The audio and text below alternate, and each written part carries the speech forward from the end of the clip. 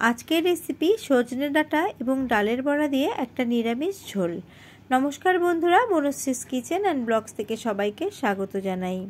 সজনে ডাঁটা খাওয়া আমাদের শরীরের পক্ষে খুবই উপকারী, তার জন্য কিন্তু আমরা নানান রকম রেসিপি তৈরি করে খাই। আজকে আমি ডালের বড়া দিয়ে একটা খুব সহজ পদ্ধতিতে রেসিপি করে দেখাবো। আসুন দেখে নেওয়া যাক আমার আজকের এই রেসিপিটি বানানোর জন্য এখানে আমি ডাঁটা কেটে নিয়েছি। এইভাবে একটু খোসা ছাড়িয়ে এইভাবে লম্বা লম্বা টুকরো করে কেটে নিয়েছি। একটা মিডিয়াম সাইজের আলুকেও একটু পাতলা করে সরু করে কেটে নিয়েছি। ছোট কাপের হাফ কাপ মটর ডালকে আমি ভালো করে ধুয়ে রাত্রেবেলা কিছুটা জল দিয়ে ভিজিয়ে রেখেছিলাম। এই ডালটাকে এখন পেস্ট করে নেব। এখানে আমি মটর ডালের ব্যবহার করেছি, আপনারা চাইলে ছোলার ডাল বা মুগ ডাল যে কোনো ডালই ব্যবহার করতে পারেন। এখানে 1 চামচ করে নিয়েছি হলুদ সর্ষে এবং পোস্ত। ডাল বেটে নেব, তার জন্য মিক্সার গ্রাইন্ডারের ছোট জারের মধ্যে জল ঝরিয়ে ডালটাকে নিয়ে নিলাম। একটা কাঁচা লঙ্কা আর হাফ ইঞ্চি দিয়ে দিলাম আদা। 1 থেকে 2 চা চামচ মতো জল দিয়ে এর একটা মিহি পেস্ট তৈরি করে নেব। ডালটাকে বেটে নিয়েছি, আর ডালটা কিন্তু একটু দরদরা থাকলেও ভালো হবে। দরদরা থাকলে কিন্তু বড়ার মধ্যে রস যাবে, খেতে খুব ভালো লাগবে। এবার ডালটাকে আমি পুরোপুরি বাটির মধ্যে নিয়ে নিলাম। বেটে নেওয়া ডালগুলোকে খুব ভালো করে ফেটিয়ে নেব। এখানে আমি হাত দিয়েই ফেটিয়ে নিচ্ছি, আপনারা চাইলে চামচ দিয়েও ফেটিয়ে নিতে পারেন। আর ফেটালে কিন্তু বড়াগুলো খুব নরম তুলতুলে হবে, আর বড়ার মধ্যে খুব সুন্দর রস ঢুকবে। ডাল ফেটানোর পরে ডালটা কিন্তু খুব হালকা হয়ে যায় আর পরিমাণেও কিছুটা বেড়ে যায়। এখন এর মধ্যে আমি একে একে দিয়ে দিচ্ছি পরিমাণ মতো হলুদ গুঁড়ো, কাশ্মীরি লাল লঙ্কার গুঁড়ো, আর 1/4 চা চামচ দিয়ে দিচ্ছি কালো জিরে, আর দিয়ে দিচ্ছি স্বাদ অনুসারে লবণ। ডাল বাটার সময় একটা কাঁচা লঙ্কা দিয়েছিলাম, তার জন্য এখানে ঝাল লঙ্কার গুঁড়ো ব্যবহার করিনি, আমি কালারের জন্য ব্যবহার করলাম কাশ্মীরি লাল লঙ্কার গুঁড়ো। ভালো করে সমস্তটা মিশিয়ে নিয়েছি। এখন বড়াগুলোকে তৈরি করে নেব। রান্নাটা শুরু করব, তার জন্য গ্যাসের মধ্যে কড়া বসিয়ে আমি পরিমাণ মতো সর্ষের তেল দিয়ে দিয়েছি। তেল গরম হয়ে গেলে সবার প্রথমে বড়াগুলোকে ভেজে নেব। আপনারা আপনাদের পছন্দ মতো সাইজে বড়াগুলোকে ভেজে নেবেন।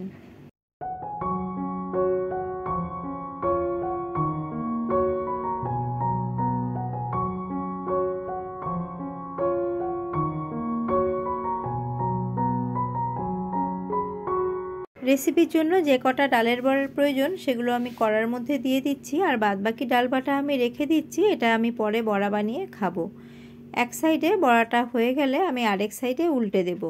ওপরটা যখন হালকা মতো শুকিয়ে আসবে তখন কিন্তু আরেক সাইডে উল্টে দিতে হবে। আর এই বড়াগুলো কিন্তু কম তেলে ভাজলেই হবে, এটা কিন্তু কোনো ডিপ ফ্রাইয়ের প্রয়োজন নেই।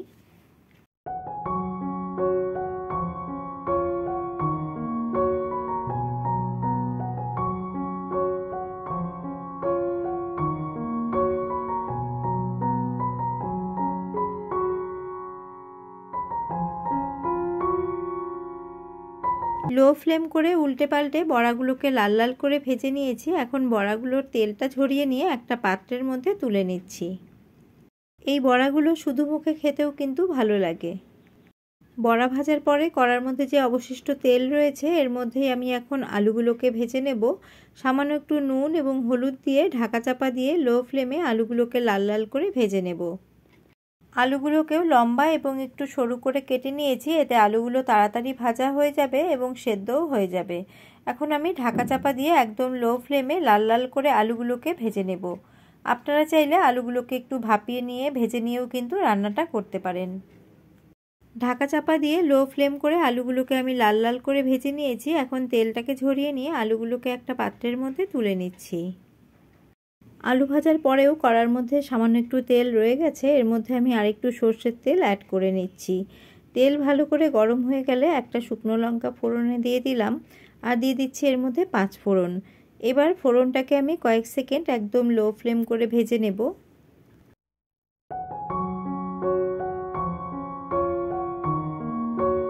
ফোড়ন থেকে সুন্দর গন্ধ বেরোতে শুরু করেছে। এখন আমি সর্ষে পোস্তর পেস্টটা দিয়ে দিচ্ছি। 1 চামচ সর্ষে, 1 চামচ পোস্ত, তার সাথে একটা কাঁচা লঙ্কা আর একটুখানি নুন দিয়ে আমি খুব ভালো করে বেটে নিয়েছিলাম। আর বাটি ধোয়া কিছুটা জলও দিয়ে দিলাম। দিয়ে আমি মশলাটাকে খুব ভালো করে কষিয়ে নেব যতক্ষণ না এর থেকে তেল ছেড়ে আসছে।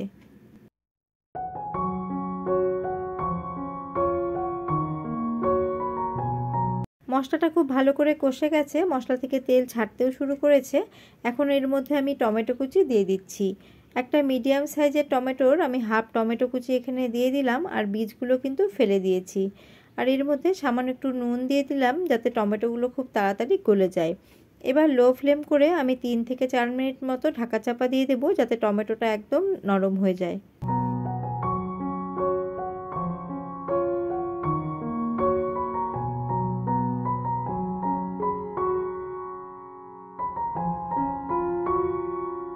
ঢাকা চাপা দিয়ে রান্না করাতে টমেটোটা তো খুব তাড়াতাড়ি গলে গেছে আর মশলার সাথেও মিশে গেছে। আরও মিনিট খানিক মশলাটাকে আমি ভালো করে কষিয়ে নিলাম। মশলা থেকে তেল ছাড়তে শুরু করেছে। এখন ধুয়ে রাখা সজনে ডাঁটা এর মধ্যে দিয়ে মশলার সাথে খুব ভালো করে মিশিয়ে নেব। মিনিট খানিক মশলার সাথে ডাঁটাগুলোকে আমি একটুখানি নাড়াচাড়া করে নেব। সজনে ডাঁটা খুব নরম, খুব তাড়াতাড়ি সেদ্ধও হয়ে যায়, তার জন্য এটাকে কোনো ভাজার প্রয়োজন হয় না।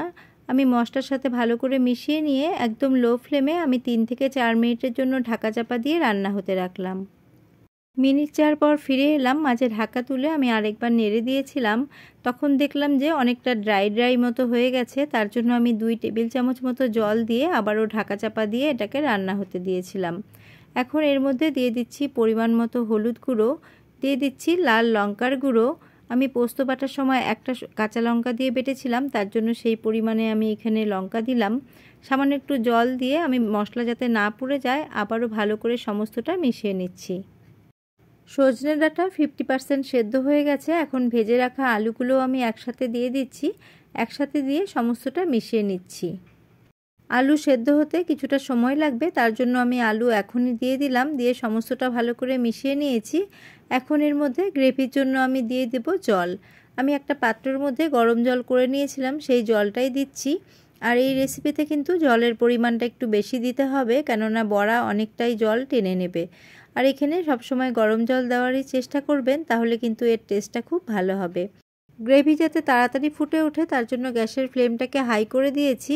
আমি আলু এবং ডাঁটা ভাজার সময় আমি নুন দিয়েছিলাম সামান্য পরিমাণে, এখন টেস্ট করে আমি নুনটা দিয়ে দিচ্ছি।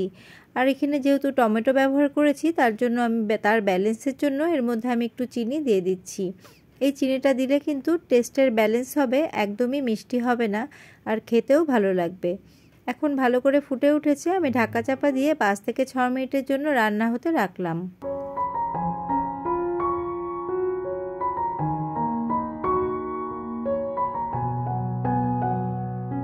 লো ফ্লেম করে মিনিট 6 আমি ঢাকা চাপা দিয়ে রান্না হতে রেখেছিলাম। এখন চেক করে নিচ্ছি আলু সেদ্ধ হয়েছে কিনা।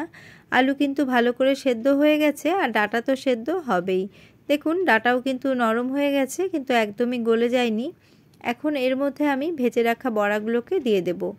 বড়া দেওয়ার পরে আর বেশিক্ষণ রান্না করতে হবে না। বড়াগুলো খুব ভালো করে ফেটানো হয়েছে, তার জন্য বড়াগুলো কিন্তু খুব নরম হয়েছে। বেশিক্ষণ রান্না করলে বড়াগুলো কিন্তু একদম ভেঙে যাবে। তার জন্য ঝোলের মধ্যে আমি ডিপ করে দিয়ে একদম লো ফ্লেমে আমি 2 মিনিট মতো ঢাকা চাপা দিয়ে রান্না হতে রাখলাম।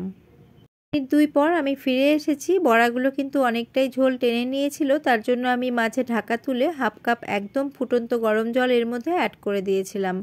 আমার রান্নাটা কিন্তু প্রায় রেডি হয়ে গেছে। এটা কিন্তু এরকম ঝোলঝোলি ভালো লাগবে, এটা শুকিয়ে গেলে একদমই ভালো লাগবে না।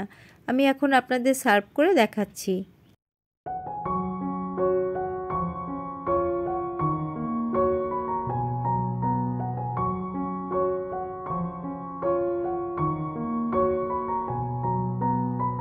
গরম ভাতে এইরকম নিরামিষ তরকারি থাকলে আর কোনো কিছুরই প্রয়োজন হবে না।